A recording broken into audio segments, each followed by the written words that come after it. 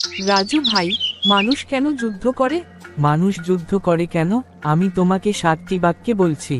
1. ক্ষমতার লোভে, অনেকে দেশের রাজত্ব বা নেতৃত্ব নিতে চায়, তাই যুদ্ধ শুরু হয়।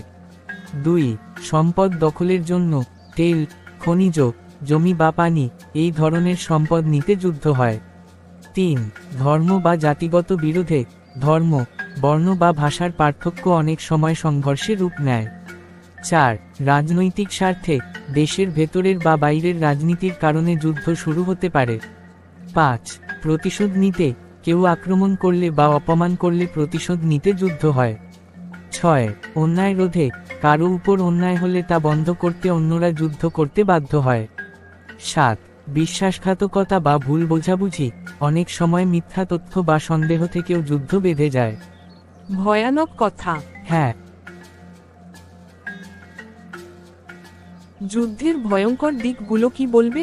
অবশ্যই, যুদ্ধের ভয়ঙ্কর দিকগুলো 10 বাক্যে বলছি, সহজ ও পরিষ্কারভাবে তুলে ধরা হলো। আড়াআড়ি রাখা তলোয়ার। যুদ্ধের ভয়ঙ্কর দিকগুলো। 1.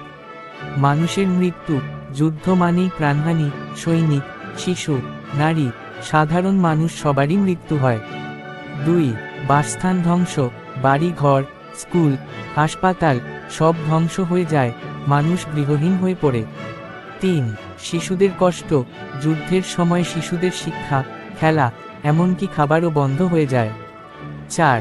দারিদ্র্য ও অনাহার, যুদ্ধের ফলে চাষাবাদ বন্ধ হয়, খাদ্যের অভাব দেখা দেয়, অনেকেই না খেয়ে থাকে। 5. ভয় ও আতঙ্ক, সব সময় বোমা পড়ার, মারা যাওয়ার ভয়, মানুষ মানসিকভাবে ভেঙে পড়ে। 6. সম্পর্ক নষ্ট, জাতি, ধর্ম বা দেশের মধ্যে শত্রুতা বাড়ে, বন্ধুত্বের জায়গায় ঘৃণা জন্মায়। 7.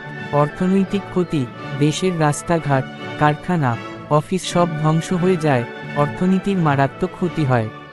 8.